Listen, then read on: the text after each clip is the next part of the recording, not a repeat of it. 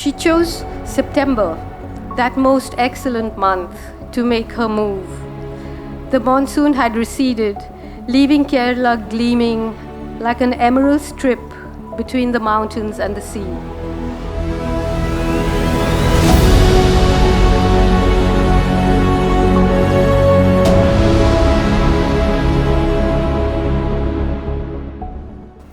A very good evening to one and all present here.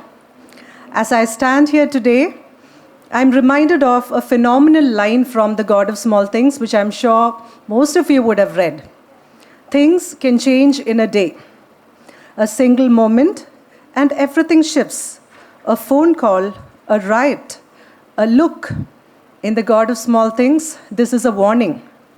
But things changed for me one particular day when a few months back, my former principal called me from the office asking if I could come downstairs to her room because author Arundhati Roy was there.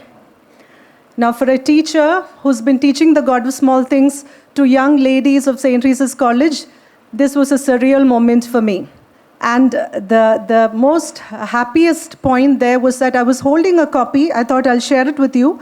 I was holding a copy of this book, which was gifted to my brother 20 years back. I kept it all these 20 years as a prized possession for me to get this call from the principal. And then, as I got down, I saw the author.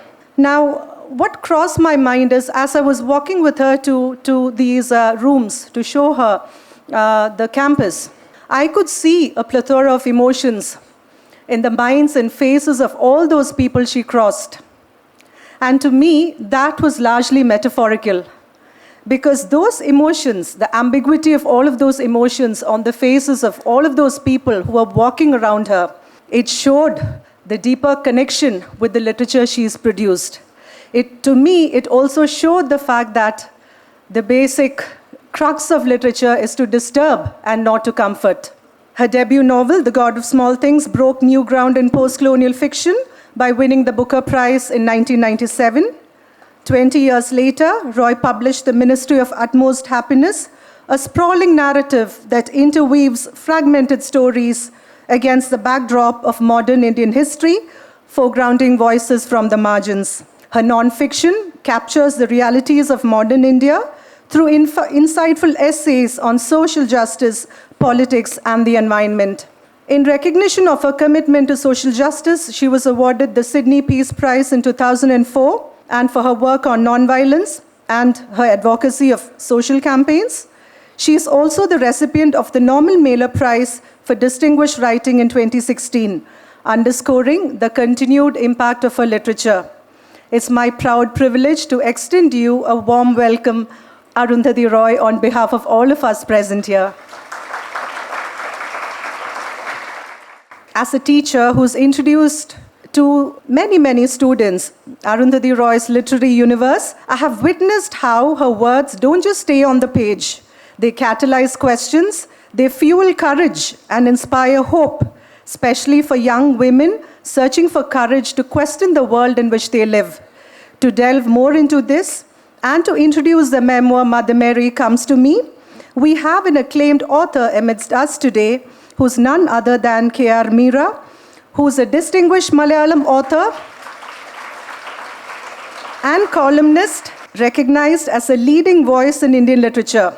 Her critically acclaimed novel, Arachar, won her global acclaim and several prestigious awards, including the Kerala Sahitya Academy Award, as well as the Kendra Sahitya Academy Award.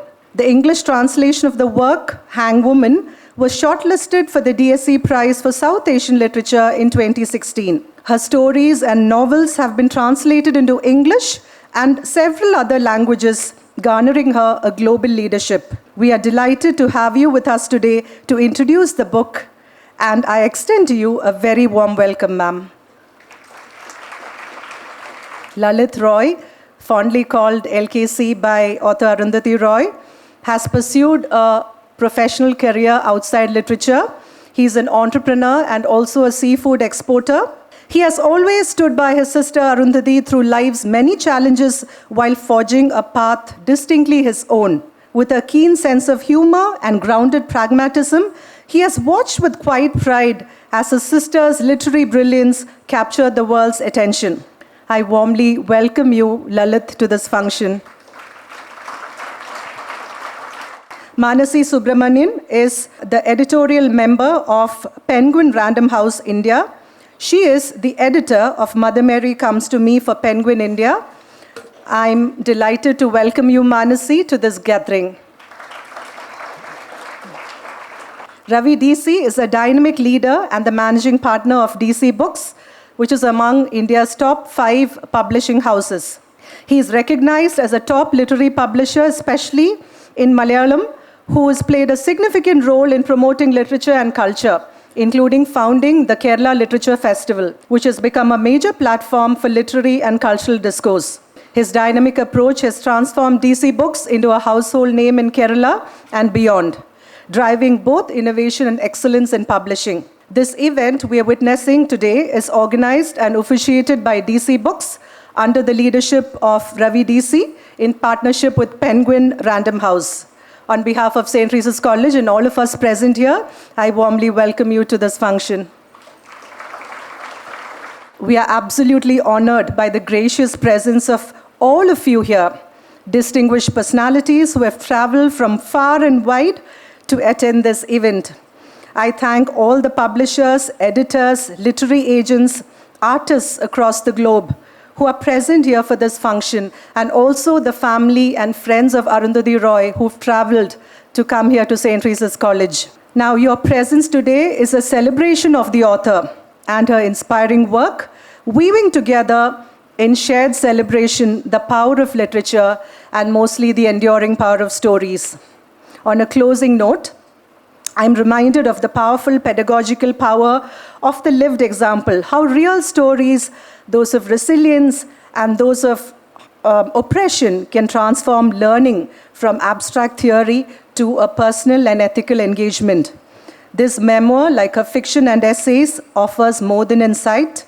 It offers a humanized, intimate framework within which all of us can, in one way or the other, locate ourselves. Tonight, as we celebrate the arrival of this memoir, we also renew our commitment as teachers, as students, and as readers to the unfinished work of thinking bravely, loving deeply, and daring to imagine new worlds. In reading Roy, and now in reading the reading of her mother, we glimpse the power of writing, not just to illuminate, but to transform. Let me conclude by stringing together a few lines I've taken from The God of Small Things and the Ministry of Utmost Happiness, which perfectly expresses to me what I felt once I finished reading Mother Mary Comes to Me. They all broke the rules. They all crossed into the forbidden territory. Like Ammu and Velutha, loving across caste. Like Anjum, born of the living beyond gender. We carry cracks in our hearts. Life doesn't ease the pain, but it weaves beauty through it. Because even in despair, a broken word has its pleasures. She wore flowers in her hair and carried magic in her arms. And so do we when we choose tenderness. And here's the truth Arundhati Roy whispers to each and every one. In the margins, in the smallest things, we just don't survive, we begin. Thank you. പ്രിയപ്പെട്ടവരെ, നമസ്കാരം. മലയാളത്തിൽ വേണോ ഇംഗ്ലീഷിൽ വേണോ സംസാരിക്കാനെന്ന് ഞാൻ അരുന്ധതിയോട് ചോദിച്ചു. ഏതു ഭാഷയിലും സംസാരിച്ചാൽ മതി എന്ന് പറഞ്ഞു. 10-20 വർഷം മുൻപ് ഞാൻ അരുന്ധതിയെ ആദ്യമായി ഇൻ്റർവ്യൂ ചെയ്തു. ഇന്ന് വളരെ കാലത്തിന് ശേഷം എഴുത്തുകാരി എന്ന നിലയിൽ ഒരിക്കൽ കൂടി ഇൻ്റർവ്യൂ ചെയ്തു. അതിൻ്റെ നെർവസ്നെസ് ഇതുവരെ മാറിയിട്ടില്ല. കാരണം അരുന്ധതി എനിക്ക് വെറുമൊരു എഴുത്തുകാരിയല്ല, കോട്ടയത്തുനിന്ന് എഴുതി തുടങ്ങിയ ഒരാളെന്നുള്ളത് മാത്രമല്ല അരുന്ധതിക്ക്. എന്തുകൊണ്ടോ അരുന്ധതിയുടെ ജീവിതത്തിൻ്റെ വളരെ സമാന്തരമായ, വളരെ അന്തസത്തയായ ഒരുപാട് അനുഭവങ്ങൾ എൻ്റേതുമായതുകൊണ്ട്, എഴുത്ത് ഞങ്ങൾ പങ്കുവയ്ക്കുന്ന, ഒരുപാട് എഴുത്തുകാർ പങ്കുവയ്ക്കുന്ന ഒരേ ഭൂമികയാണ് എന്നതുകൊണ്ട്, മലയാളം അറിയാത്തവർക്കായി മദർ മേരിയിലേക്ക് വരും മുമ്പ് Mother Mary comes to me എന്ന പുസ്തകത്തെപ്പറ്റി മലയാളത്തിൽ ഞാൻ ഒരു വാചകം പറയാൻ ആഗ്രഹിക്കുന്നു.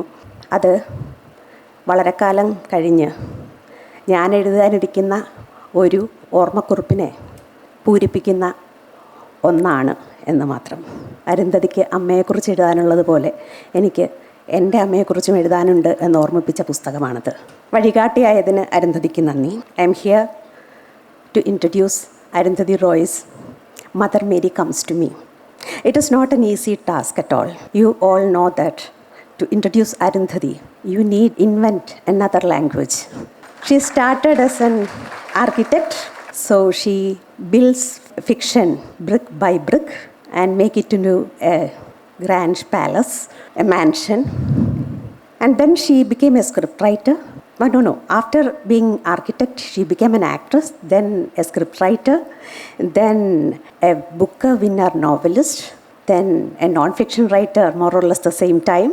And she used to walk by using fiction and non-fiction as her legs, her both legs.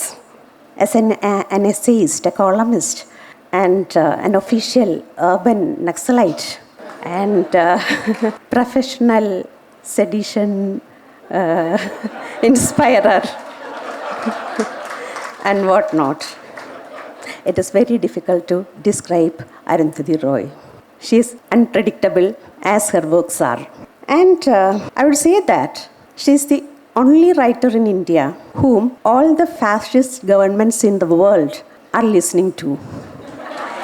When we speak,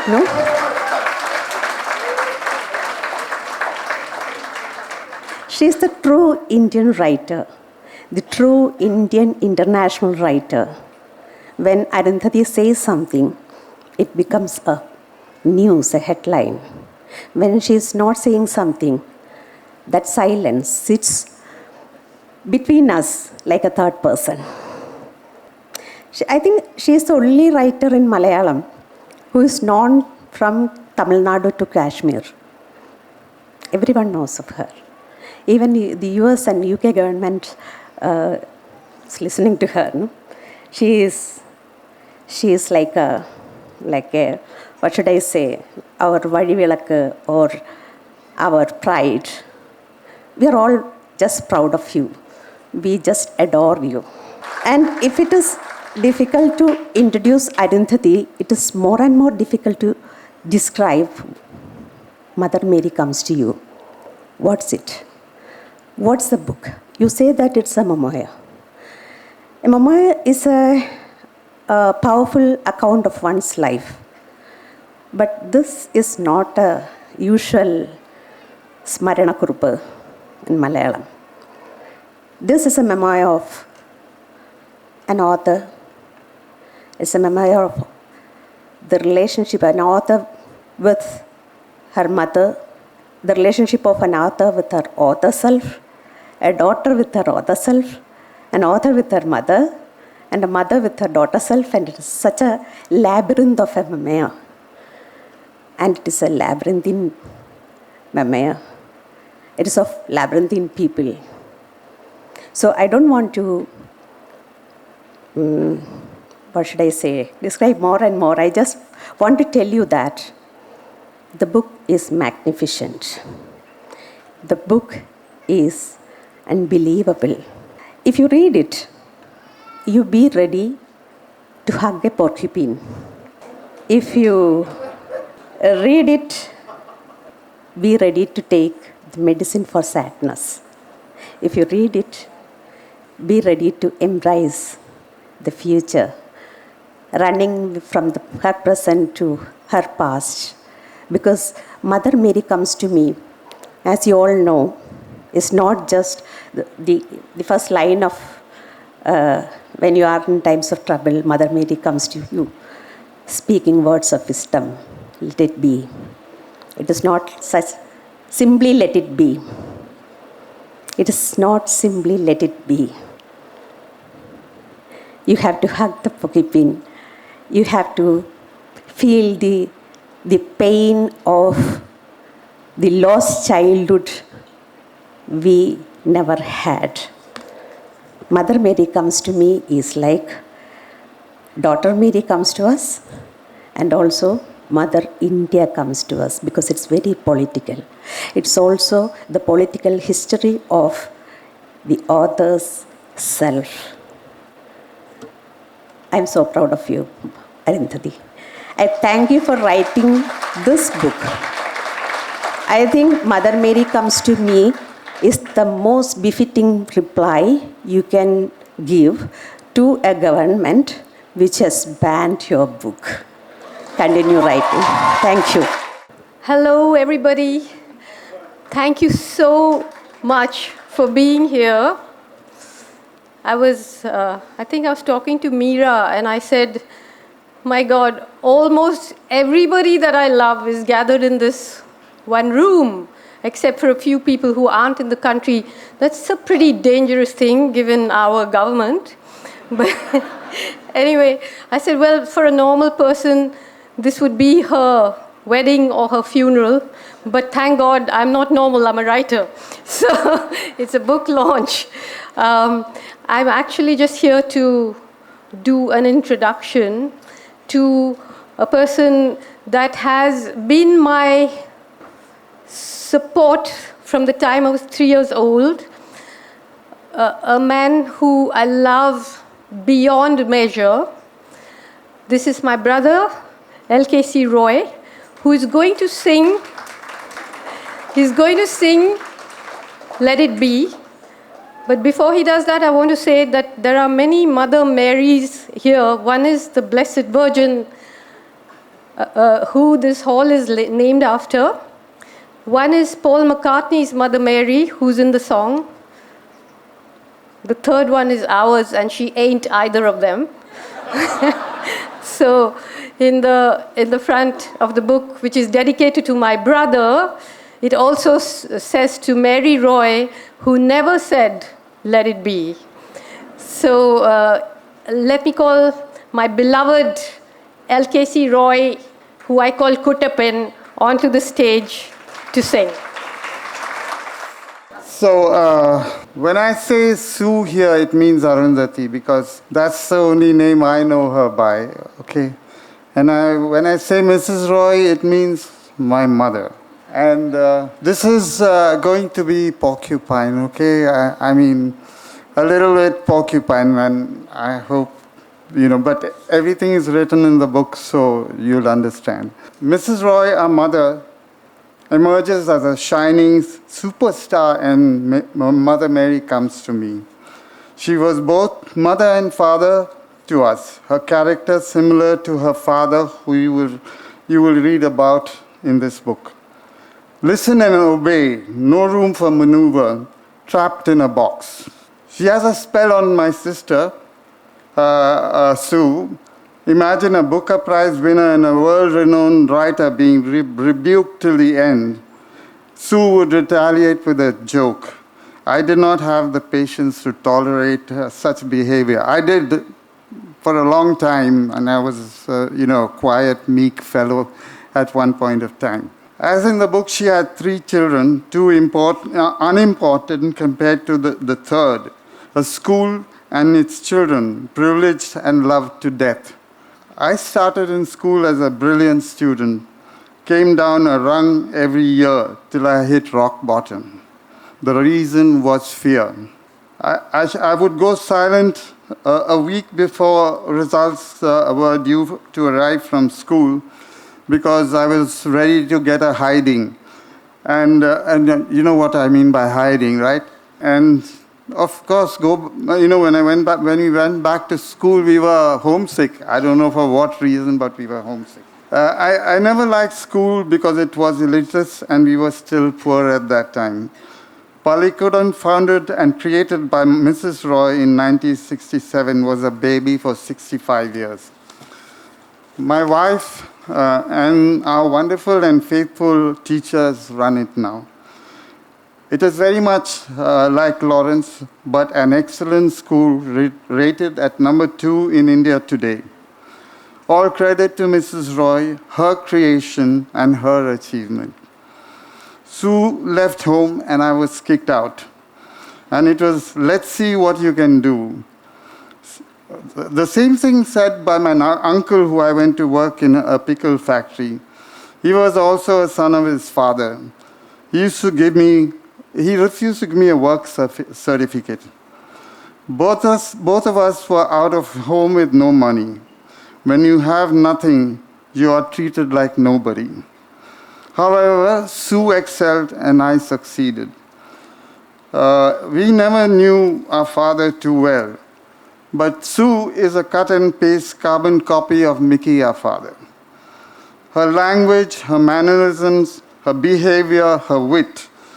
Never loud like my mother and I. I'm sure it's genetics and not influence. Sue doesn't know it. Sue claims that she could become an addict. That's also Mickey. Let It Be belongs to Sir Paul McCartney. The first verse, a Sue experience maybe, but not me, okay. Beautifully written and easy to read. A story that many will identify with. I love you, Sue, with all my heart.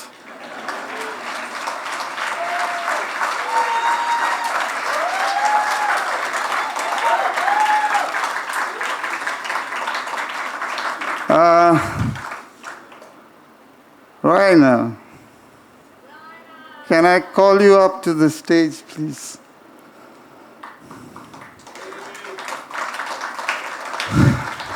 Raina is going to sing 2 songs with me. Her father has worked with me for many years. And you too. He did your renovation of your house. He built my studio, which many people saw yesterday.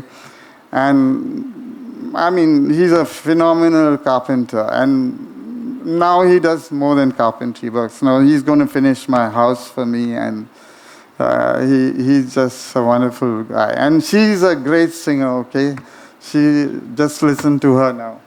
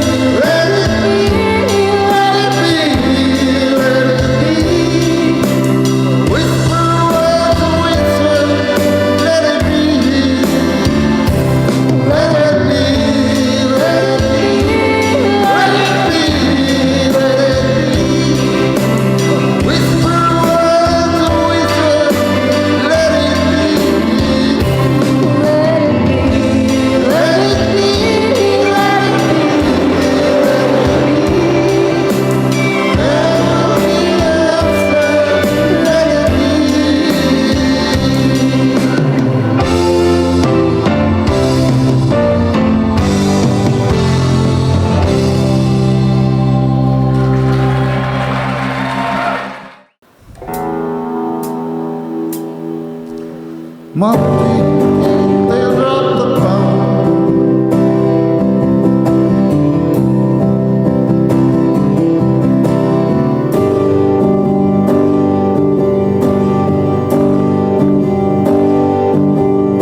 But mother, do you think they'll like this song?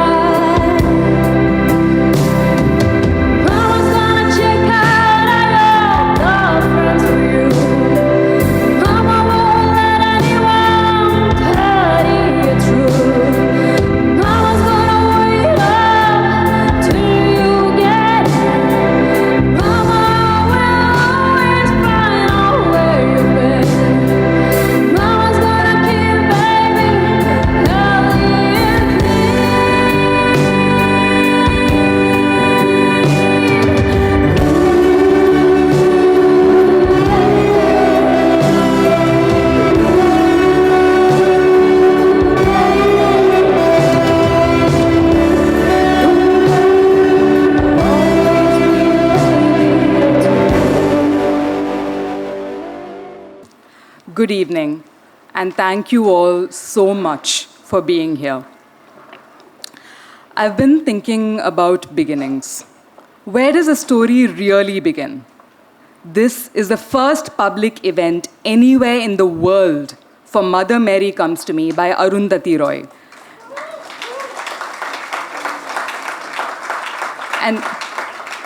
And we are not here by accident. This is a book launch that begins with geography and history and the precise coordinates of a fight that started decades ago and continues till today in law, in language, in schoolrooms, in families, in the spaces that we call home. This is a global event, but we open in Kochi, not in New York, not in London, not in the bookshops and galleries and publishing boardrooms of the global north. Here, in Kerala, home to Mary Roy and Arundhati Roy, home to all of you here in this auditorium.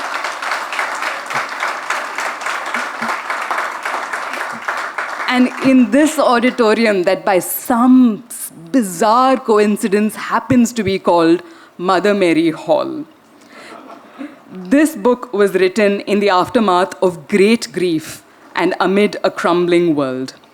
It is not easy to speak of mothers. It is not easy to speak of country. It is not easy to speak of loss. But Arundhati Roy has never done the easy thing. She has always done the necessary thing. And this book, intimate, staggeringly beautiful, incredible. It is a necessary thing. Mother Mary Comes to Me is Arundhati Roy's first work of memoir. But it behaves like no memoir I've ever seen. This is not a book of nostalgia, of retrospective insight, or tidy resolution. This is a book of sharp turns and exacting memory. It is a book of great wit and unspeakable grief. It moves with the urgency of something that needed to be written before it disappeared. Mary Roy is unmissable on every page. Teacher, litigant, matriarch, school principal, force of nature. Yesterday, we walked into Pallikudam, Mary Roy's school, and suddenly the book rose up around me. It was alive and breathing, and it was this brilliant creature. Some of you here were Mary Roy's students. All of us here are Arundhati Roy's readers. I like to think that in some way, in some strange sideways way, it makes us all Mary Roy students. I'd like to believe that, and I'd like to think I could have learned a thing or two from her. And there too, at the heart of this story, is the man that you just heard, Lalit, LKC to Arundhati, son of Mary and Mickey Roy, brother to Arundhati. Together, Lalit and Arundhati, the blueprint for our beloved Esther and Rahel, vagabonds and fugitives, wanderers and wayfarers, children who carried the bruises and brightness of their itinerant childhood. He too lives through these pages. He is the hidden current. He is the undertow that quietly takes the story where it sometimes needs to go. So where shall we begin? Shall we begin in a school in Kottayam, in a tea estate in Assam, in a cottage in Ooty, or a barsati in Delhi? Or shall we begin in September, at this point exactly 3 years ago, when Arundhati Roy, heart smashed by the death of her mother, began to think of this book? While the writing begins at this point, in the thick of that aftermath, what emerges is truly a study in estrangement, a meditation on justice, both public and deeply private, a kind of fugue between memory and nation, family and law, daughterhood and dissent. There are passages in this book that sear, and then there are passages so tender that they seem to belong to a different book altogether, until you realize that they could not possibly exist anywhere else. They sit alongside each other, refusing containment. Fury and vulnerability inhabit the same paragraph. You feel the heat of the courtroom and the hush of a writer's den on the same page. And it's not without humor. There are lines that made me laugh out loud, followed seconds later by a sharp intake of breath. This, I think, is Arundhati Roy's superpower. To let joy and rage occupy the same page and never let one cancel out the other. Above all, this is a book about freedom, not the kind flattened into slogans or repackaged as lifestyle. This is the messier, more volatile kind. Freedom as exposure, as rupture, as a series of deliberate choices made in full view of power. The freedom to speak, to dissent, to withdraw, to make and unmake and remake a life. These are the freedoms that Arundhati Roy insists upon. And they are never theoretical. They are lived, contested, refused, reclaimed. None of it unfolds in isolation. These are not private gestures. These are public acts with consequences. They take shape inside systems that reward obedience and punish deviation, where language itself is a site of conflict. And yet, she does not cede ground. Every sentence in this book is placed with precision. Every word is doing political, emotional, intellectual work. This is not a book that performs freedom. It enacts it, sentence by sentence, argument by argument, refusing to soften its edges for the ease of consumption. This is a book that responds to how power is unsettled and how freedom often arrives misrecognized as disorder, as dissent, as something that the system thinks is dangerous, which of course it is, and it must be. So is this where we begin? Should we begin here? Or should I tell you the beginning of my own relationship with this book? It began with a phone call. One rainy afternoon, the literary agent, David Godwin, rang me and in his inimitable style said, "Can you go to Roy's house? I think she has something you may want to have a look at." What do you do when you get a call like that? I dropped everything and I ran. And that evening, I left with a copy of this manuscript in my hands. And normally, I love sitting there and talking with her because these conversations spiral in a glorious way. But I was strangely impatient to leave that evening. I just wanted to sit down and curl up with the manuscript, to read without interruption. And once I started, I could not stop. There's a peculiar kind of editorial panic that arises when Arundhati Roy hands you a manuscript. You prepare for intensity, you prepare for genius, you prepare for unruliness perhaps, and then you start to wonder if you are intellectually fit enough to be in the same room as it. I've learned to just sit down, shut up, and read. As her publisher, it is hard to put into words what it means to be entrusted with something like this. The personal scale is enormous. The political resonance is thunderous. And while perhaps she does not release books into this world to build legacy, part of my job is to ensure that legacy is built and built on terms that honor both the literary and political work that this writing does. So what does that mean? It means that I get to stand up here and tell you all that you are the starting point of a journey that we cannot yet fully comprehend the scale of. Over the next few months, Mother Mary Comes to Me will be published all over the world. In the UK, the US, Canada, Germany, France, Italy, Spain, the Netherlands, Sweden, Finland, Norway. It will be translated, debated, and embraced across continents. Several of Arundhati's publishers are here with us tonight. Simon Prosser is here from the UK. Nan Graham is here from the US. The man who published The God of Small Things is here, Stuart Profit from the UK. Also here are Arundhati's agents, David Godwin, Aparna Kumar, and Rebecca Wearmouth. They are here because this evening is not the start of this book, but it is the launch of a public life for this book. And maybe that's our answer. Maybe this is a way for us to take this book from home to the world. So I began by saying, where shall we begin? I think we begin here. And you know what? I think it matters that we begin here. The center of gravity for this book is not elsewhere.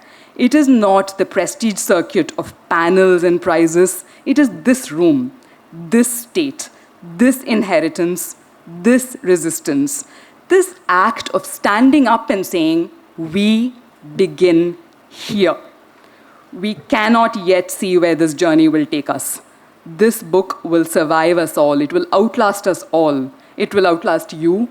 It will outlast me. It will outlast its author. We do not yet know the ending of this story, but I think I am starting to see the edges of its beginning. I see it in all of you who have come here on this monsoon evening, all of you who have come here from all over the world, all of you who know what this evening means and why it matters. Ladies and gentlemen, we begin here, and I thank you for being here. Thank you for that beautiful introduction. And I do want to say that it's so very special that all my publishers, well, not all my publishers, but so many of my publishers from all over the world are here today. It means a great deal to me. Also here are my cousins, Pranoy and Radhika, and Johan and Annette, and two parts of our family that never met before, who have met in this room.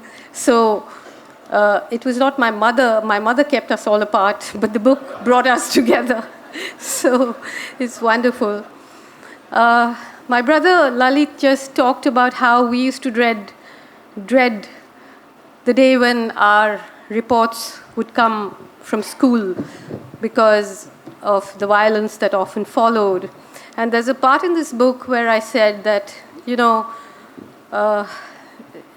because of that, sometimes when I am appreciated and applauded as I am being now, I'm always conscious that someone quiet is being beaten up in the other room. And it's a feeling that I've carried with me since I was a child. So I do want us to remember that while this book is coming out, it is written in the time of one of the most horrible genocides of the 21st century in Gaza, in full public view. It's easier for us to reach for images of children being starved in Gaza than it is for a glass of water at night. And it is the shame of all of us that we appear to be helpless to stop it, because there is a schism now between governments and people, not just in our country, but everywhere. I also want to say that today, just as I prepare to come up on stage, the High Court has once again denied bail to Omar Khalid and to many of my friends who've been in prison for 5 years, just like they kept my friend Sai Baba in prison for 10 years before they said he was innocent and acquitted, and he came out and he died. So yes, I mean, these are terrible things that happen even while literature is and must be written, and we must keep on insisting there are other ways of thinking, not just about public things, but also about private things. So thank you so much for that beautiful introduction. And I'm sorry if I am making the mood a little different, but honestly, I cannot forget what is going on in the world today, even as I stand here. I'm going to read from the first chapter of the book. It's called Gangster.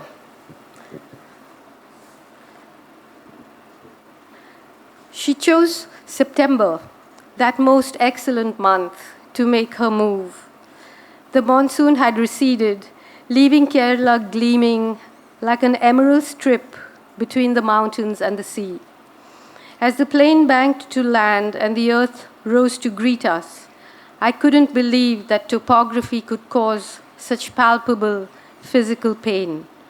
I had never known that beloved landscape, never imagined it, never evoked it, without her being part of it. I couldn't think of those hills and trees, the green rivers, the shrinking, cemented over rice fields with giant billboards rising out of them, advertising awful wedding saris and even worse jewelry, without thinking of her. She was woven through it all, taller in my mind than any billboard, more perilous than any river in spate, more relentless than the rain, more present than the sea itself. How could this have happened? How? She checked out with no advance notice, typically unpredictable. The church didn't want her. She didn't want the church. There was savage history there, nothing to do with God. So given her standing in our town, and given our town, we had to fashion a fitting funeral for her. The local papers reported her passing on their front pages. Most national papers mentioned it too. The internet lit up with an outpouring of love from generations of students who had studied in the school she founded, whose lives she had transformed, and from others who knew of the legendary legal battle she had waged and won for equal inheritance rights for Christian women in Kerala. The deluge of obituaries made it even more crucial that we do the right thing and send her off the way she deserved. But what was that right thing? Fortunately, on the day she died, the school was closed and the children had gone home. The campus was ours. It was a huge relief. Perhaps she had planned that too.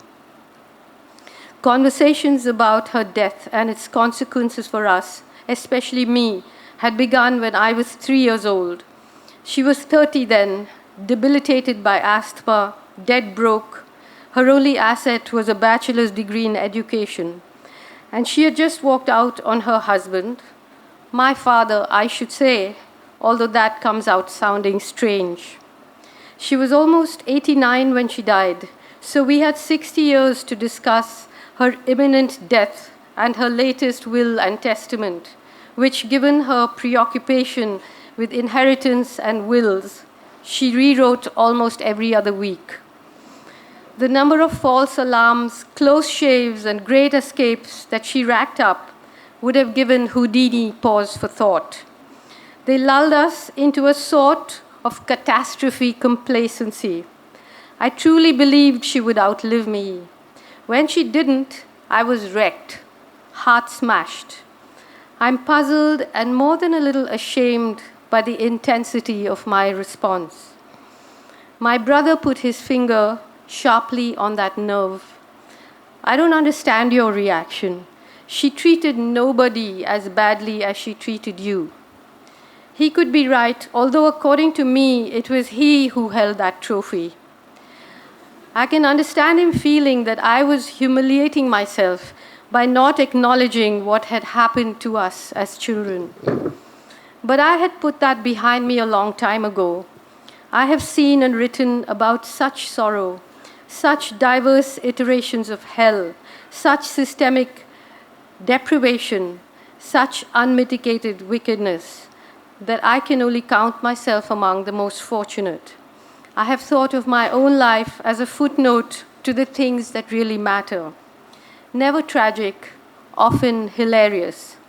Or perhaps this is the lie I tell myself. Maybe I pitched my tent where the wind blows strongest, hoping it would blow my heart clean out of my body. Perhaps what I'm about to write is a betrayal of my younger self by the person I have become. If so, it's no small sin, but I'm in no position to be the judge of that. I left home, stopped going home, or what passed as home, after I turned 18. I had just entered my third year at the School of Architecture in Delhi. In those days, we finished high school at 16. That's how old I was in the summer of 1976, when I first arrived at Nizamuddin station alone, without even a working knowledge of Hindi, to take the entrance exam for the School of Architecture. I was terrified and had a knife in my bag. Delhi was 3 days and 2 nights away by train from Kochi, which is a 3-hour drive from our town Kottayam, which in turn is a few kilometers away from our village Aimanam, where I spent my early childhood. In other words, for me, Delhi was a different country altogether. Different language, different food, different climate, different everything. The scale of the city was beyond my comprehension. I came from a place where everybody knew where everybody lived. Pathetically, I asked an auto rickshaw driver if he could take me to the home of my mother's older sister, Mrs. Joseph. I assumed he knew where she lived. He took a deep drag of his beedi and turned away looking bored. 2 years later, I was the one smoking beedies and cultivating that peerless look of bored disdain. In time, I traded in my knife for a good supply of hashish and some big city attitude. I had emigrated. I left my mother not because I didn't love her, but in order to be able to continue to love her. Staying would have made that impossible. Once I left, I didn't see or speak to her for years. She never looked for me. She never asked me why I left. There was no need for that. We both knew. We settled on a lie, a good one. I crafted it. She loved me enough to let me go. That's what I said on the front of my first novel, The God of Small Things, which I dedicated to her.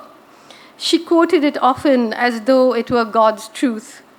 My brother jokes that it's the only piece of real fiction in the book. To the end of her days, she never asked me how I managed during those 7 years when I was a runaway. She never asked me where I lived, how I completed my course of study and took my degree. I never told her. I managed well enough. After our brittle, tentative reunion, I returned to her, visiting her regularly over the years as an independent adult, a qualified architect, a production designer, a writer, but most of all as a woman watching another with love and admiration and a fair amount of disquiet, not just for her great qualities, but the opposite too. In that conservative, stifling little South Indian town, where in those days women were only allowed the option of cloying virtue or its affectation, my mother conducted herself with the edginess of a gangster.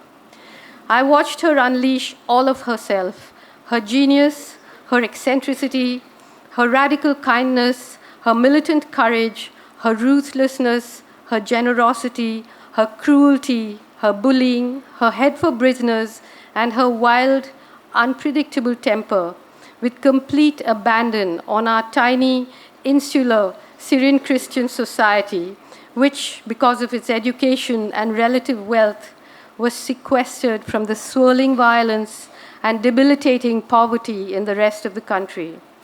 I watched her make space for the whole of herself, for all herselves in that little world.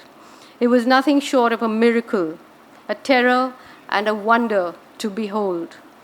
Once I learned to protect myself somewhat from its soul-crushing meanness, I even grew fascinated by her wrath against motherhood itself.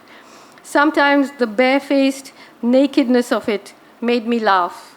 Not the laughing out loud kind of laughter, but the kind that comes upon you when you're alone, when you surgically excise an incident from its circumstances and look at it dispassionately, shorn of context, as though she was someone else's mother, and as though it were not I, but someone else who was the object of her wrath. As a child, I loved her irrationally, helplessly, fearfully, completely, as children do. As an adult, I tried to love her coolly, rationally, and from a safe distance. I often failed, sometimes miserably. I wrote versions of her in my books, but I never wrote her. She liked those versions, though, and embraced the character of Ammu in The God of Small Things, whom she would refer to as I and me.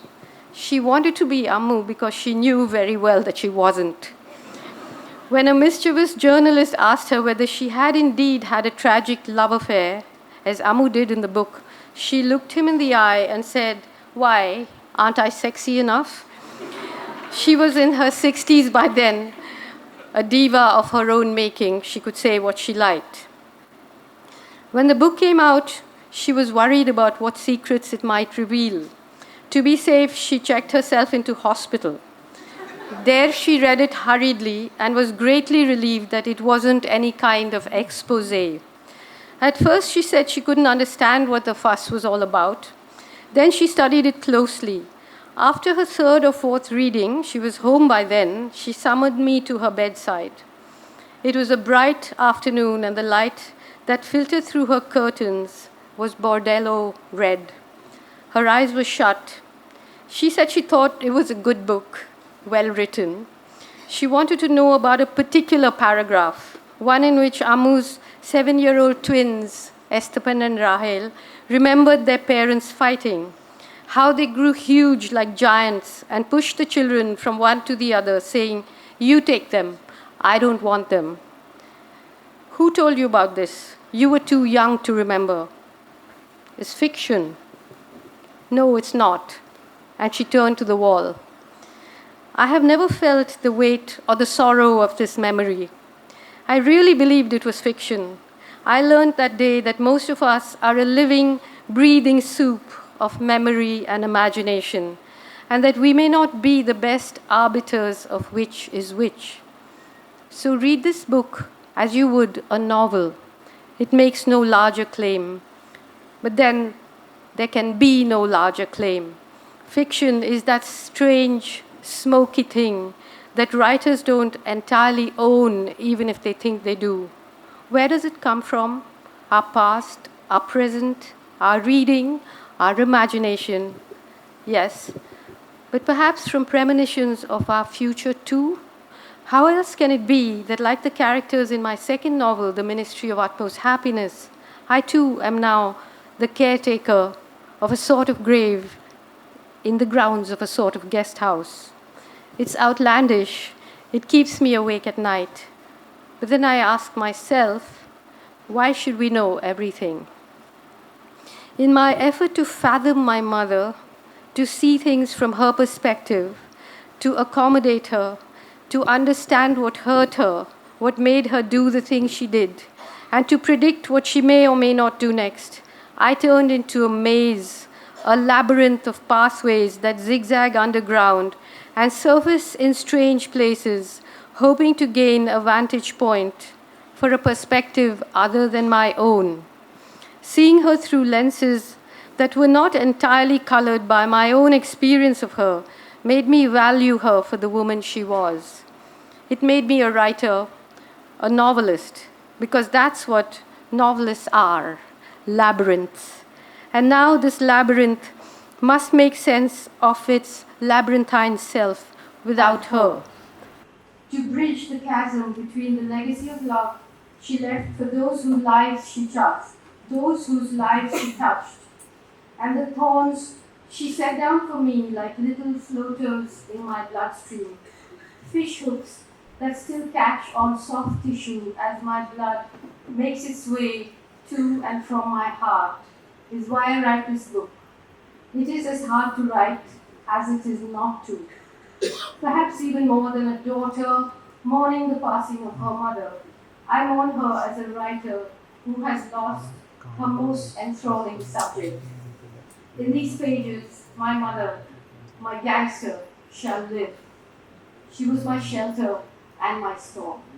It is doing political, emotional, intellectual work.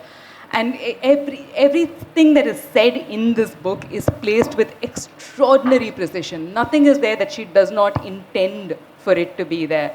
So thank you for that, Arundhati. Thank you, thank you. Thank you for listening. So you have this ability to see your mother as a full person. She has a public life and she has a private life. And you somehow seem to see and acknowledge all of her as this whole and complete self, with the good things and the bad things and the great things. Where does that come from when the subject is this personal? It comes from growing up. It comes from becoming an adult, and somehow I think it comes from escaping, because uh, once I left, once I escaped, once I saw the world, once I saw how much people suffer in the world, um, I didn't become the point of my own story, I was not the center of my own narrative. And that, I think, in one way, it was that. And in another way, I think the way I survived that childhood, maybe, as I've said, often, like one half of me was taking the hits and the other half of me was taking notes. So someone told me, is it true that when a writer is born into a family, that family is destroyed? I said, perhaps, but mine was destroyed before I came along. So it was okay. But I think I tried to always translate what was going on. I mean, I remember from being small to when I was pretty grown up, and even just years before she died, I'd constantly be like turning something that happened which was terrible into a funny story, and then calling my friends and saying, hey, you know what she did, or you know what she said. But it was drafting. I was drafting this book. You say it happened because you grew up, but you grew up so fast. You ran away at the age of 16. Without community, without a lot of money, you ran away. What gives a 16-year-old child the courage, I suppose, or the gumption to do something like that? No, it wasn't. It wasn't like that. Basically, as I came into, like, as I became as I became an adolescent, and the tension between us was growing fast, and I was aware, even just as I finished school, that I'm not going to be able to last, because it was so hard and humiliating. So I started to plot my escape. It's not like I just got onto a train and ran away because I had a fight. It wasn't that. But I learned, it's described in the book, I met Laurie Baker, who's this absolutely inspirational figure who built my mother's school. And I learned that to join architecture school meant that you could start earning a living even while you were studying. So there was that. I just single-mindedly wanted to get out, to be in a place where I could earn. That was important, because I had no money. And so by the time I joined the School of Architecture, and then I stopped going home when I was about 18, because it was just too humiliating to go home, But I, meanwhile, had already started building this other world, and a lot of the people here are really my friends, my family, my raft on which I sailed, and I just constructed a different way of, and I was never looking to be unhappy. I wasn't running away in some tragic way. I was always looking, I'm sure things can be better than this. I'm sure things can be better than this. I'm sure this is not what life is going to be about. And then there's another theme in what gave me the courage to run away. It was the Beatles and rock and roll, It was like, I just used to listen to She's Leaving Home on a loop. I mean, more than a decade too late, and no community and no anything. But yeah, like, I just listened to it and I was just like, yeah, I'm going, I'm not doing this, bye-bye. And I told my brother, I said, I don't know when I'll ever see you again, but I'm never coming home. So you also write that you did not leave home because you did not love your mother, but in order to be able to continue to love her. And that worked for you? Have you been able to continue to love her? Yes, of course. I mean, it's like, how can I can't hate her, and I do know, yes, Lala, I agree that there's a lot of Mickey Roy in me, but there's also a lot of Mary Roy, very different, yeah. But there's, I'm so conscious of the fact that when I'm being attacked and when the right wing is on my case and when people are calling me names and all that shit is going on, there's a thing in me saying, hey, do you know whose daughter I am? My needle isn't moving, at all, So, there's Mickey Roy and there's LKC, and there are other incredible characters in this book. The cast of characters in this book is phenomenal. There's the wonderful G. Isaac, and there's so many others. Your mother had a relationship with men that was very complicated, and she did not, I think she actively did not like men. You are a feminist, and you have a completely I different... love men. Yeah. You have a completely different relationship with men.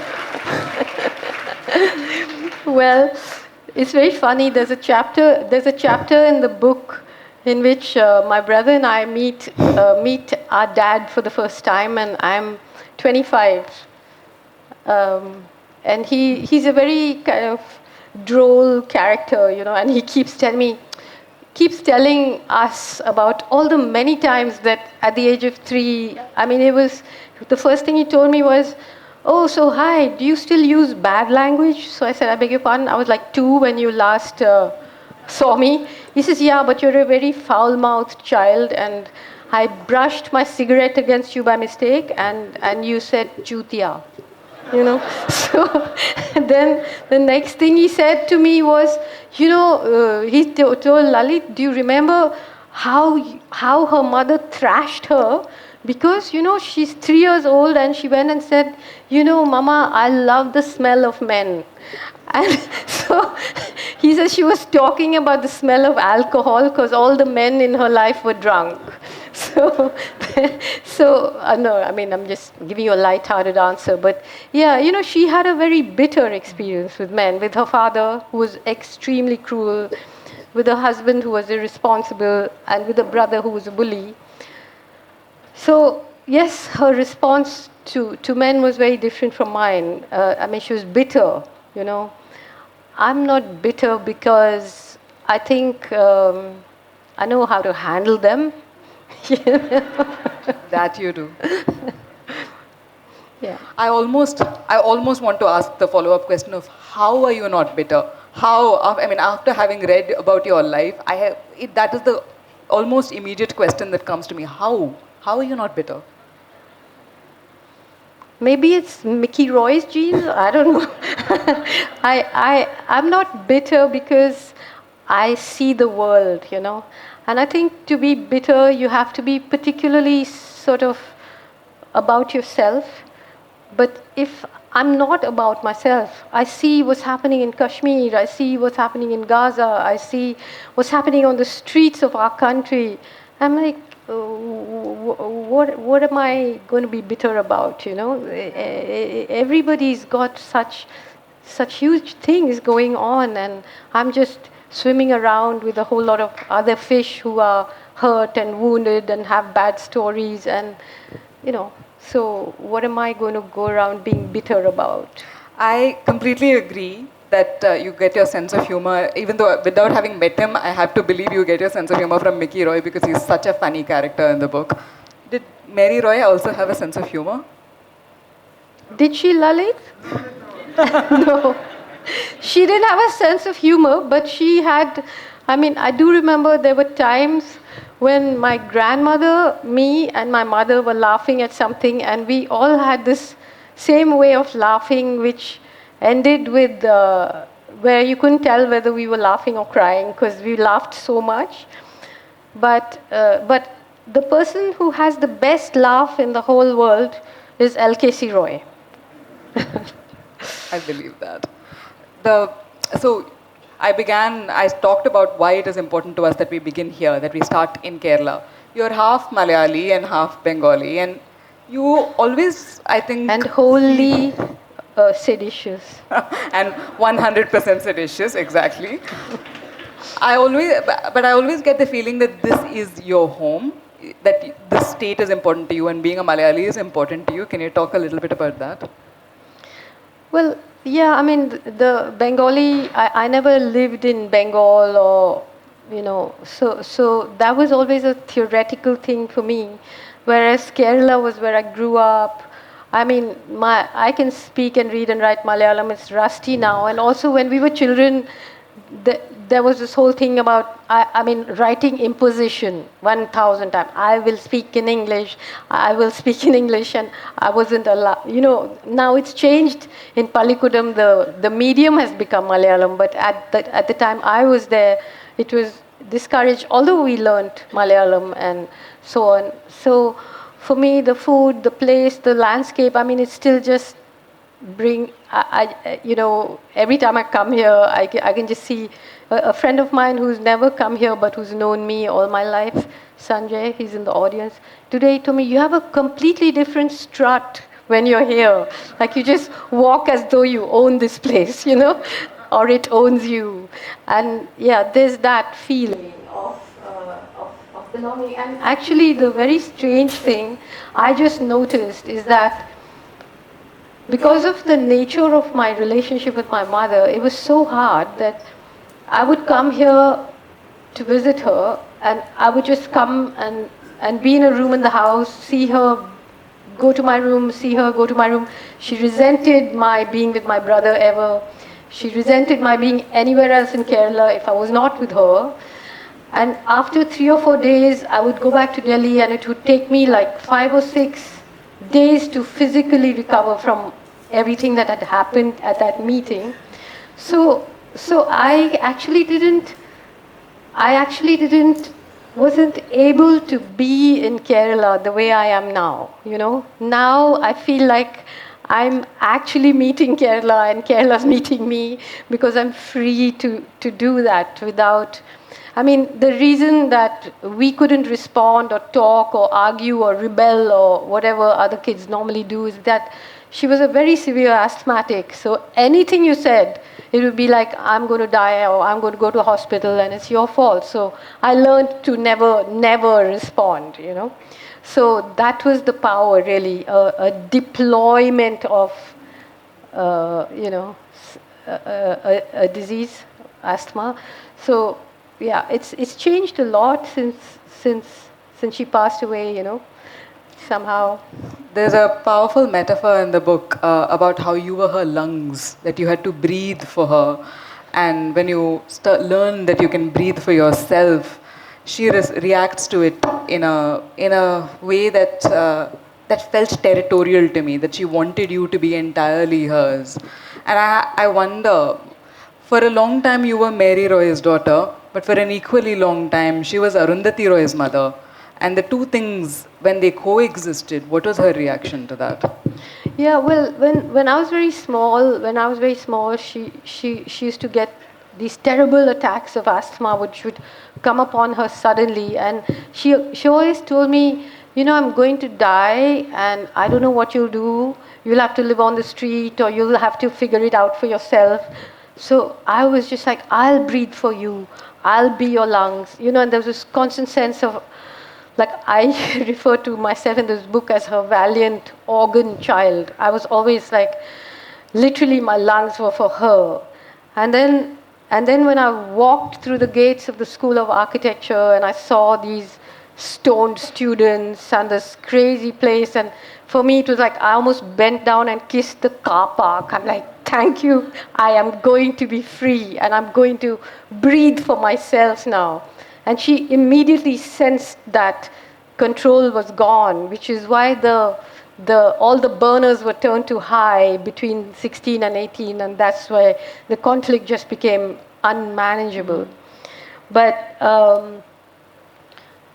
when the whole thing reversed and the Booker Prize and all this happened, it was also quite interesting because she was proud of me because I was a student in a school, and I'm sure she loved me, but she had the inability to express love in any way, And she also resented this. So she'd call up. Once she called me and said, I had gone to buy some fruit and that lady said, Arundhati Roy de ammeyano. And I felt as though she had slapped me. She told me, So it's like, there was this constant, she'd go to hospital and then sometimes from the road I could hear her like, I'm Arundhati Roy's mother, where is she? And the minute I arrived, she'd be like, oh, they just come here to see you, nobody's interested in me, and this whole drama used to go on. It was an impossible situation, but understandable in some ways because she was, somebody who built her space in this little town, and she didn't want to be undermined by some daughter type person, But see, this is interesting. Was she prouder that her daughter won the Booker Prize or that her student won the Booker Prize? I mean, I really don't know. But I think she was very proud that I was, from her school and all that. And I think she was proud of me, and then she'd be furious. And I think it just depended on the day of the week, So let's talk a little bit about the writing of the book. I mean, first, was it hard to write the book? It wasn't actually hard to write the book. I mean, it's hard. I've said it was hard to write as not to write, but by that I meant like, should I write the book, And I was actually, quite soon after she passed away, I was in London because I had to do a lecture. And I was walking down the road with my publisher, Simon, who's sitting here, and I was talking about her. And I said, she was my shelter and my storm. And he just stopped in his tracks. He said, aren't you going to write this book? And I said, what do you mean, like write about her? He said, yeah. And that was the first time I thought, should I? And it was difficult for me to take that decision. But every time I write something, whether it's The God of Small Things, or whether it's the ministry, or whether it's every single political essay, or whether it's this book, first is the search for language and structure and genre, So is it going to be like Walking with the Comrades, it's like a travelogue, I have to find what is the best genre to explore. By genre, I don't mean other people's. I mean my genre. Like how do I do this? What kind of building should it be? But once I find that language, and in this case, I knew that the subject was so traumatic and so troublesome that the language needed to be absolutely like water. So. It's like reportage from the heart. It's reportage almost like a journalist, but on a subject that no journalist would ever write about, because it's the interior of our hearts and minds. But the language, I didn't want the language to come in the way of anything, So when you started to write, you knew it was going to be a book. You weren't writing as an act of catharsis to come to terms with. I'm going to smack anyone who asks me if it was cathartic to write this book. Do you want to smack me, Shirley? No, look, the point is that I lived this life. I dealt with it every minute, every day, from the time I was little, So it's not going to be cathartic to write about it. To me, the challenge was, can I write her?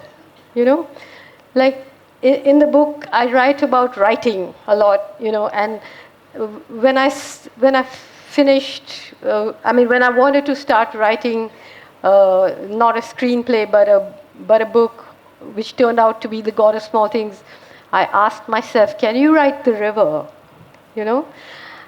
Because I didn't want to say exterior day, scene 1, river, The same way, when I wrote The Ministry of Utmost Happiness, can you write the city?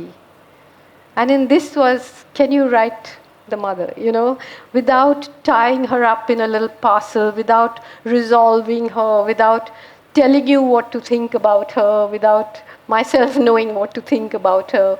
Like I often say when people ask me, she was like an airport with no runways. Like you couldn't land your plane. You had to just circle around the entire time, I feel like you see her as character, that you see everything, all the sides of her somehow. And I mean, I know I said this in the beginning, but I can't help but marvel that you're able to distance yourself like this and have the wisdom to see all the sides of a human being.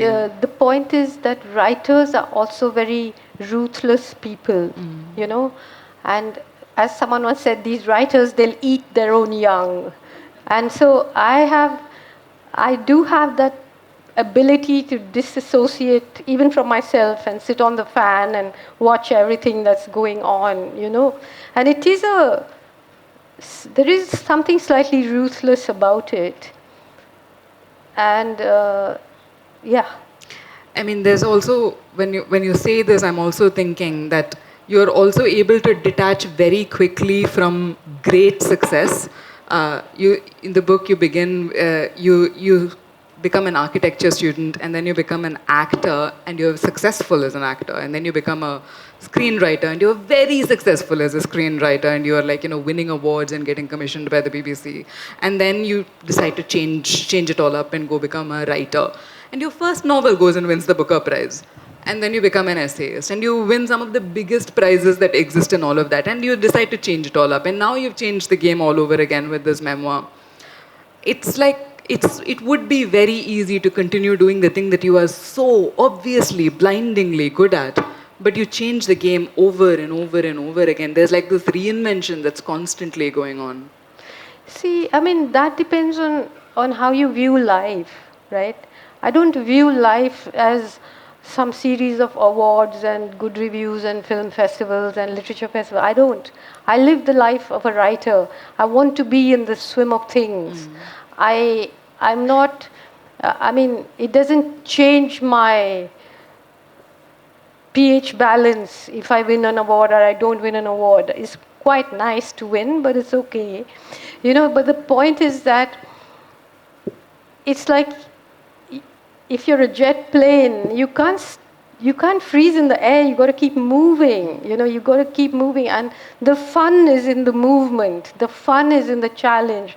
The fun is in the experimentalness of things. You know, so for other people, it seems like I did architecture, then I jumped to this, but for me, it seems like the perfectly natural thing to do, like to just keep exploring. How do you express the way you think about the world? And to me, I suppose if I couldn't, the blood would stop in my veins. You know, I would stop breathing if I couldn't keep trying out different things. You know, it's not about winning prizes. That is,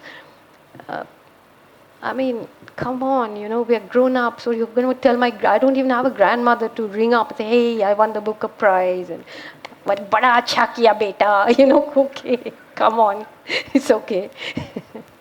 There's this wonderful bit in the book right after you win the Booker Prize when you talk about how you can see the gilded cage in front of you. And I think that kind of encapsulates for me also what your view of success is. It's a thing, I think, if you lived in an unsafe home, and in particular with an unsafe mother, to me, there's a recurring theme in this book which says the safest place was the most dangerous, and if it wasn't, I made it so. Like I keep seeming to blow up security, you know, because I don't trust it in some way. And you know, I could feel that gilded cage and this invitation to come inside and to live this safe life in these glittering spaces, and I had no interest whatsoever in that. None. I don't have it, didn't have it then, and I don't have it now. To me, the idea of being trapped in your own image, write the son of the god of small things, write the god of small things too, write whatever, you know, keep trying to replicate this success. It's of no interest to me, you know. Do it, move on. But more than the safest place being the most dangerous, which is this wonderful recurring theme in the book, as you say, it is also that you become more dangerous because nothing they give you can convince you to do anything. You don't want any of the things. You don't want the gilded cage. You don't want the prizes. There's nothing more dangerous than someone who has nothing to David, lose. who's sitting in the audience, when we were in Los Angeles, and once he told me, listen, these people are offering anything you want. You know, they want to buy the rights for the God of Small Things to make in a movie. They'll give you anything you want. What do you want? And I just, okay. I said, I want them to grovel, and then I want to say no. Yeah. It is true that this is also why they see you as dangerous, because there's nothing more dangerous than someone who wants nothing from you and who has nothing to lose. It's quite a remarkable thing, and that they see you as dangerous for that reason. Well, I think that, obviously, historically, writers have been seen as dangerous because words, as in the beginning was the word, and so there's something like a knife edge about the use of words and ideas that threaten an establishment in all sorts of ways. But yes, I do think it's not they, but I think capitalism itself as an idea that, you're supposed to worship money, or you're supposed to worship fame, or you're supposed to worship prizes, or you're supposed to somehow be enticed into joining a sort of establishment which you then may pretend to question but not really question, and all that happens. And perhaps what's dangerous is that say writers like me, and I'm not saying I'm the only one, but many of us, it's not just that we question it, but we say it's so much more fun on the other side, Like we don't want to be there. And even if we lose, we'll go down, but we will not be on your side, ever, ever,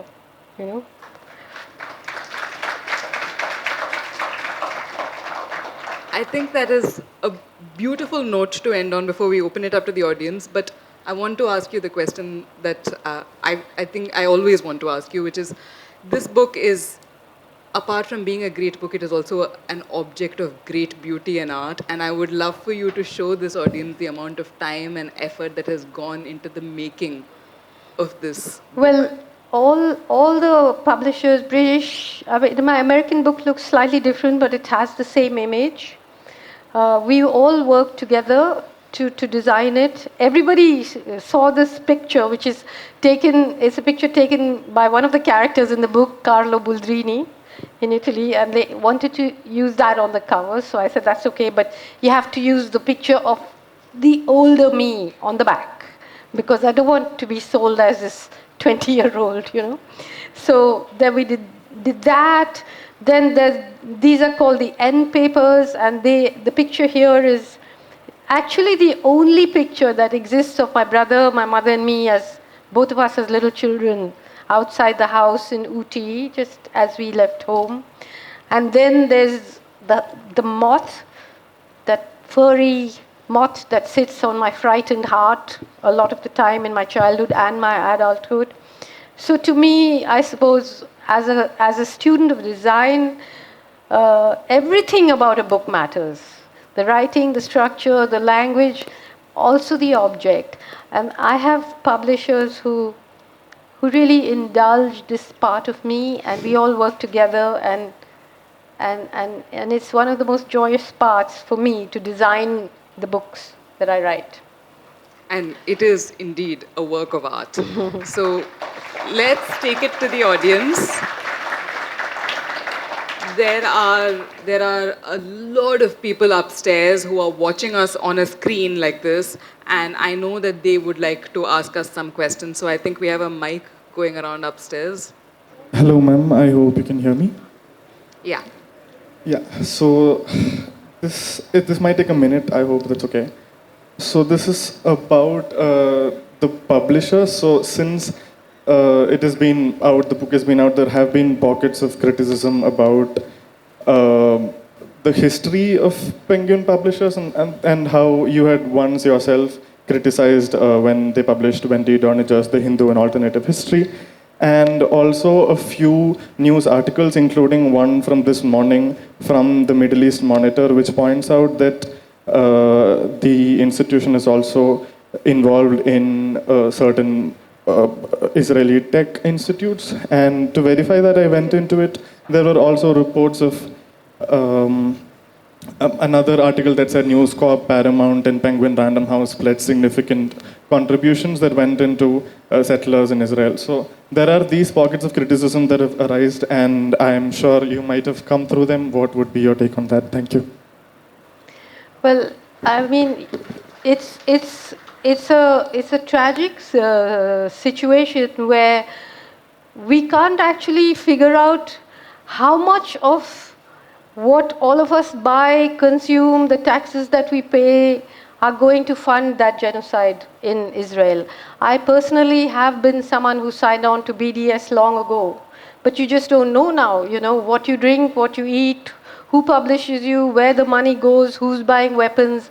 As I said, America supports Israel with its wealth. India supports it with its poverty by sending workers to go and work in Israel. And I'm sorry, I am also a person who cannot entirely control what happens and where the big money goes or doesn't go. But as an individual, I have been speaking about Israel and its genocide and its apartheid since 2002.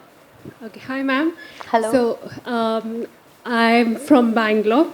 So I read God of Small Things when I was very small, and it made such a huge impact on me. And ever since, I've looked for your name at every Bangalore Lit Fest, and you've never come. So I came here just to watch you speak in person. And what I wanted to, and also get a sign on my book if it was possible. So I actually remember being very, like when I read God of Small Things, one of the first few things that stood out for me was your dedication to your mother. And I have quoted this to a lot of people because you said, for my mother who loved me enough to let me go, and I feel like it's come a full circle now that I'm going to read a book where you explain that relationship in detail. So my question is, what do you, the way you understand your mother, what do you think would be her response to this book? Well, this is a question that people ask me often, and I say that it depends on the day of the week. But actually, the point is that, as I said earlier, I and my brother were trapped in a situation where we could never respond to anything. Like whatever she said, we could not respond. There was no, you'll see about how she actually, we had this dog that I loved. She shot my dog. I could not ask, why did you do that? So to me, this is my response to more than 60 years of not responding. And it is not an accusation. It is not a bitter indictment of any kind. But it is my response. And I feel that, it's high time I was able to respond to the life of keeping quiet all these years. Very happy to interact with you, ma'am.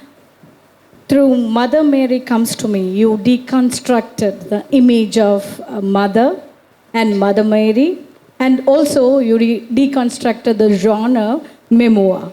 And I would like to know what were the preoccupation, conditioning, and consequences, emotional or mental, whatever, apart from should I write, during subconscious processing, writer's block, and final production. Thank you. So I, because I don't view myself as a writer who has some fixed quota of things that I must write, like I must write 20 books or 30 novels or whatever. To me, I only write when I have to write. If I had writer's block, I'd just, I don't know, teach yoga or something. But for me, someone told me actually that you write as if they've already killed you, so it's almost like I don't hold back. I just write and I don't know what I'll be doing tomorrow or day after or the next day. And I don't actually have a brain that analyzes and decides and pre-decides what it's going to be or what the genre is going to be, or is it a memoir or is it not? Or I mean, that's for publishers and booksellers and everybody else to do. I am a creature of instinct when I write, so I don't know how to answer that question really. But yeah, I mean, somebody had to sit me down and say, yes, it is a memoir. So I said, okay. But it's not that I set out to write this particular thing, Everything I write in my own head, I have to find its form. But that form doesn't necessarily conform to what other people say are the various forms of writing or literature or journalism or whatever. Hi, this is an easy question. Did your mother actually paid for your studies in Delhi, or you survived by selling your stuff or doing odd jobs? Did she ever inquire, like, how do you survive in Delhi? Well, she paid for my first 2 years, and after that, I did it. I mean, it's all written in the book, how I managed. And as I read, she never asked me, or she for 7 years, she never asked me where I was, or how I lived, or how I survived, or anything. Hey, hi, this is Ashima. I had a question for you. Somewhere down the line, somebody mentioned that you have shades of your father in you. I just want to know what shades of your mom you see in yourself and how you react to that. Or do you see shades of your mom in yourself? Well, if you read the book, you'll see where I do something and then I immediately say, oh my God, that's her in me, But yeah, I mean, if you read it, you get an answer to that question. Well, you were both troublemakers. Well, I had this, recently I was coming from Delhi to the airport and through the airport, and the security guard was a Malayali. So he looked at my ID and then he looked at me and said, in Kerala also we have one Arundhati Roy, always in trouble. It's like Hi. So you've explained to us that you lived a bit of a turbulent childhood. Do you ever find yourself wishing that you lived a more comfortable childhood, although you would have probably lived a different life than you do now? Do you ever wish that you had a more comfortable childhood? I don't remember who that writer was who famously said, for a writer, a happy childhood is hardly worth their while. So no, I actually, I don't know. I'm not that kind of person anyway who wishes it was this or it was that. For me, it was what it was, and I dealt with it. Hi. Hello, ma'am. My name is Anaka. I don't know if you will remember me. We have exchanged a few words virtually. Hi. Yeah, it's so good to be here. My question is, because this is a memoir and you have written about something that you have lived through and it lives in you, even if you have written it and you finished a book, did it take a while for you to realize that you have written everything that you wanted to write? That's a good question, and it applies to all my books, and I don't know how to explain this, but the whole process is so instinctive. I have never had the problem of wondering if I finished it or if I haven't finished it. It just seems like it just, by the time I'm done, because I don't start at the beginning and end at the end in most of my books, even though this is more linear than most.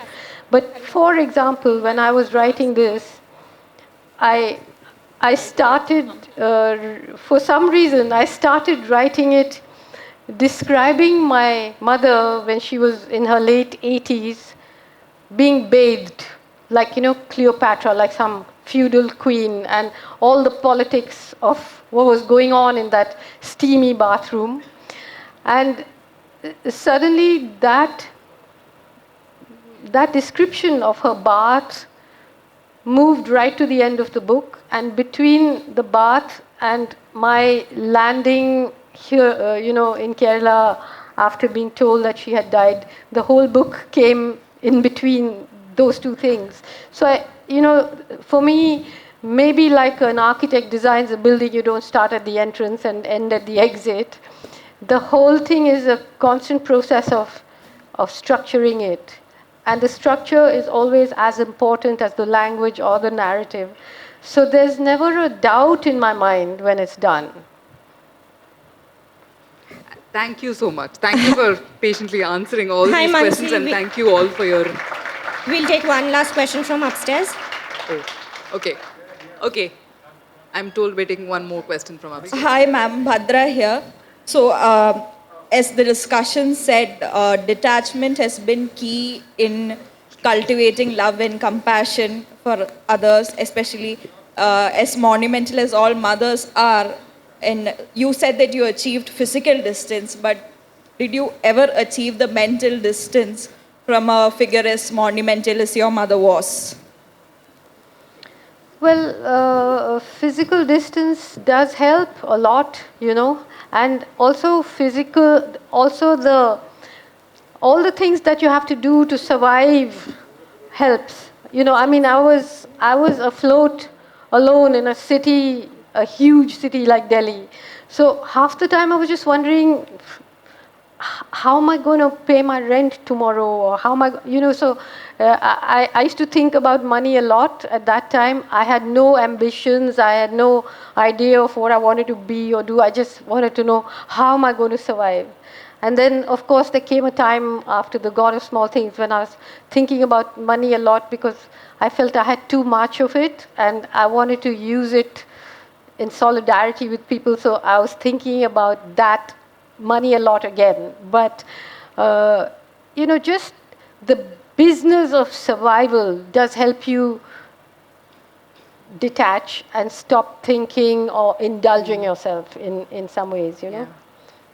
I was going to end it there, but I'm told we have a very special person who wants to ask the last question. So. Yeah, I just wanted to tell Sanjay that the strut isn't because, her being in Kerala. It's because she's wearing high heels for the first time in her life.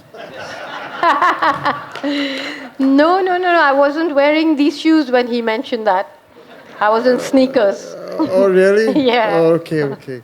So, anyway, Mansi, I have to say you really asked the right questions. I mean, well done. But the issue is, did I give the right answers? Beautiful answers. Yeah. What more? One of the things I've marveled at is the love between brother and sister in this book, and now that I've met you, I can absolutely see it.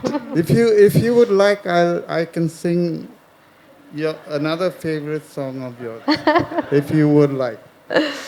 Yeah? We would. Audience, I think you guys need to give him your answer. Come on. Come on up.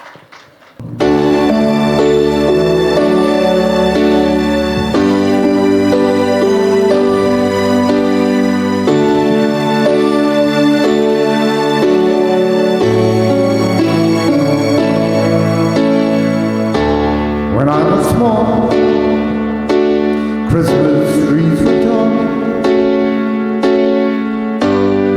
We used to laugh while others used to play.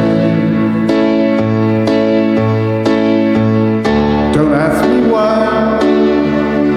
The time has passed.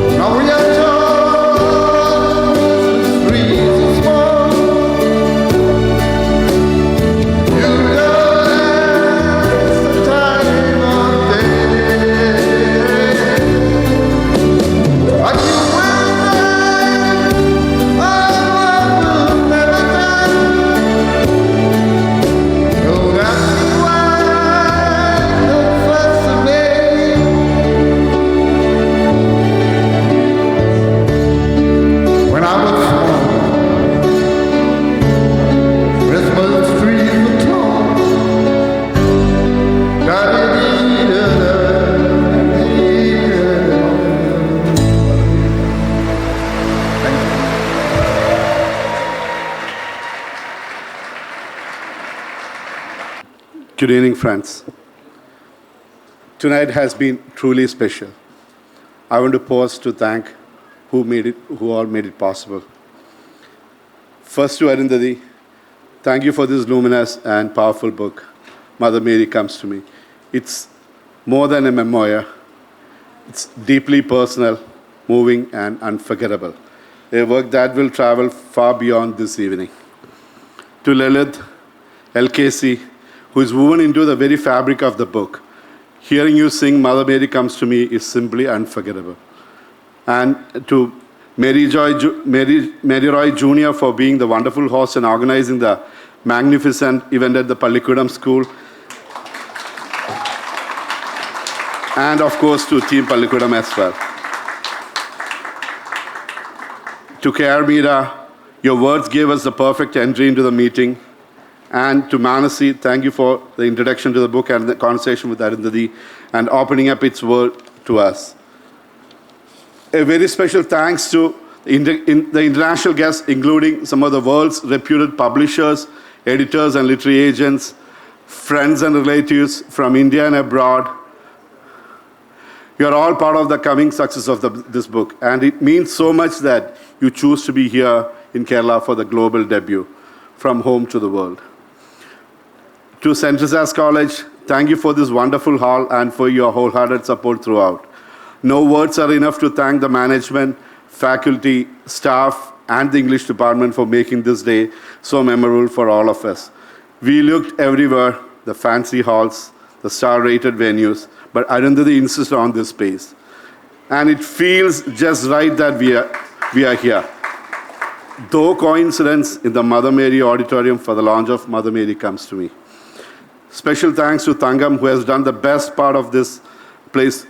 Place looks so beautiful, and for a wonderful touch. Anna Eden is part of the launch team from day one and literally as a crisis manager. Thank you, Anna. To Justin for making the audio and sound so perfect. Thank you.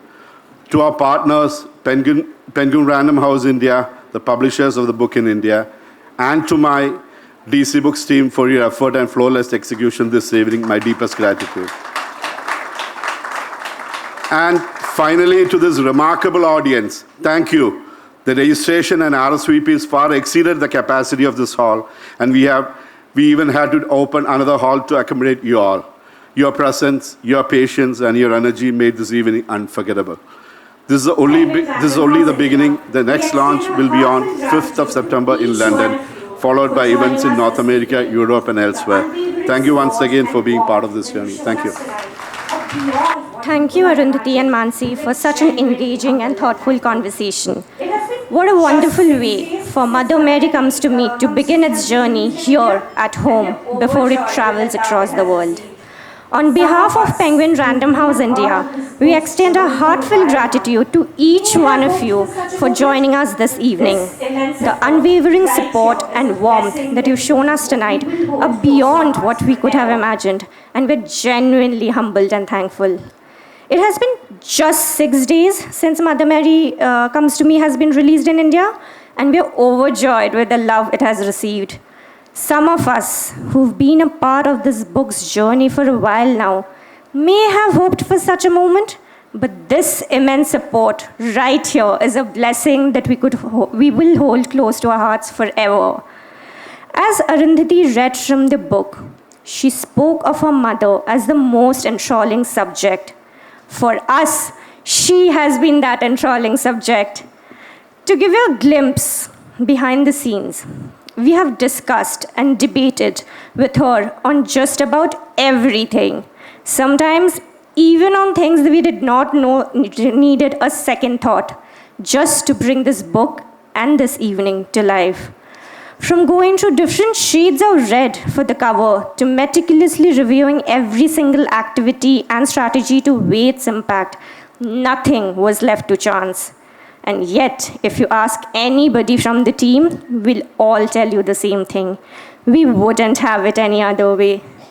When we express our admiration for her, for all of who she is, for how she does it all, her hard work, hours of brainstorming and executing with all of us, her eye for detail, being generous with her time, thoughts, and love. She says repeatedly that she is not doing this alone, that it is a team effort. From the color theme to patiently signing copies for all of you who've pre-ordered, to the exact shades of light on this stage, to even ensuring that you wouldn't struggle with the book wrapping, she has envisioned this evening for you with a level of care that is absolutely unmatched. If you think any of this just happened by chance, trust me, it didn't. If you're seeing it or experiencing it, she has thought through it all. Honestly, the only thing she couldn't plan was just how many of you would turn up, and what an amazing surprise it has been. Our heartfelt thanks goes to our partners DC Books, Ravi, Govind, Siddharth, and the entire team at DC Books. Without you, this would not have been possible. Your tireless efforts, seamless organization, and impeccable collaboration have made this journey remarkable. A special nod for your superhuman patience in surviving a barrage of texts, voice notes, emails, calls, and still pulling this off as though every last-minute twist and turn were always part of the plan. To St. Teresa's College for this beautiful auditorium and for letting us make it our own tonight. To Tangam and Odds and Ends team, thank you for shaping this space so beautifully and transforming our vision into a reality, all while bravely managing our many, many sudden and unexpected requests. Last, but by no means the least, a heartfelt thanks to Mayank Austin Sufi for the photographs, Aditya Pandey for his designs, and Kaushik Ramaswamy for his expertise on paper and printing. Above all, we return to the heart of tonight. Mother Mary Comes to Me. It isn't just another book. It is a story of women in all their complexities, flawed and tender, fierce and fragile, rebellious and loving. It is a portrait of love, loss, resistance, and the indestructible bonds that shape us. It will move us, excite us, provoke us, make us laugh, make us a little angry, and perhaps even break our hearts, but always in the way that great literature does, by making us feel alive. So thank you, Arundhati, for this book, for your voice, and for the gift of your words. We at Penguin Random House India are truly honored and proud to publish you and Mother Mary Comes to Me. Thank you. Well, I just want to say thank you to my publishers. DC Books and Penguin, what a job you've done, and how we worked together on this. Without any sort of friction. It was really wonderful. And Tangam, you just transformed this place. It's just too good. So thank you so much. And for everyone who came. I just want to end with a 5-minute reading, particularly for young people and particularly for the people from Pallikudum. You'll understand what I meant, because when my mother died and when we designed her, what we call a grove for her, which is not a grave, it's a grove with living things and living plants and fish and frogs and plants. And on the gravestone we wrote, dreamer, warrior, teacher. And we left out the mother bit because we didn't think those were the stripes she fought for. But I just want to read about, us gathered at night of the 1st of September. That was last night, 3 years ago. That first night, in a Mrs. Royless world, I spun unanchored in space with no coordinates. I had constructed myself around her. I had grown into the peculiar shape that I am to accommodate her. I had never wanted to defeat her, never wanted to win. I had always wanted her to go out like a queen, and now that she had, I didn't make sense to myself anymore. A friend in Delhi, who is in the audience actually, who hadn't ever met her, sent me a couplet in Urdu that comforted me more than anything else that anyone said. It allowed me to see her happy, liberated from a body that had limited her so severely.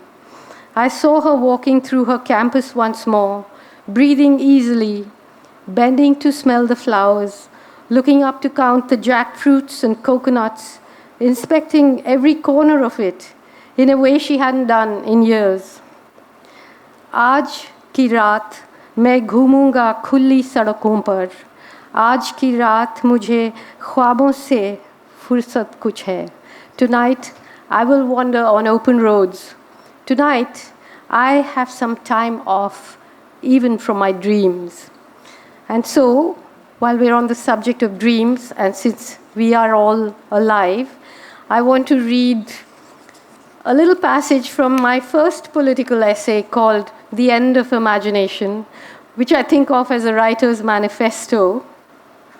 And it's a conversation between me and a friend of mine in New York about failure and success and so on.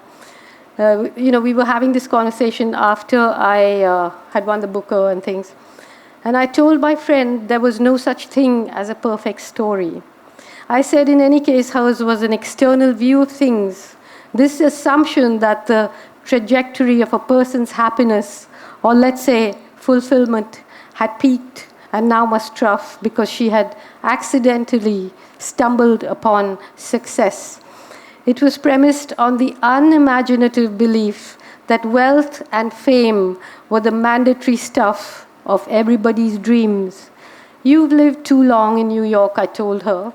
There are other worlds, other kinds of dreams, dreams in which failure is feasible, honorable, and sometimes even worth striving for. Worlds in which recognition is not the only barometer of brilliance or human worth. There are plenty of warriors that I know and love, people far more valuable than myself, who go to war each day knowing in advance that they will fail. True, they are less successful in the most vulgar sense of the word, but by no means less fulfilled. The only dream worth having, I told her, is to dream that you will live while you're alive and die only when you're dead. Which means exactly what? She asked me. I tried to explain, but I didn't do a very good job of it, because sometimes I need to write to think. So I wrote it down for her on a paper napkin, and this is what I wrote.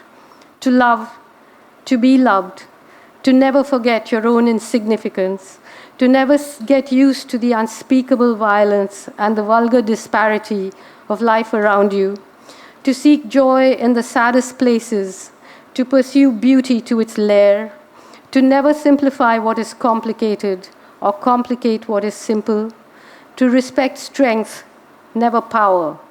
Above all, to watch, to try and understand, to never look away, and never, never to forget. Thank you.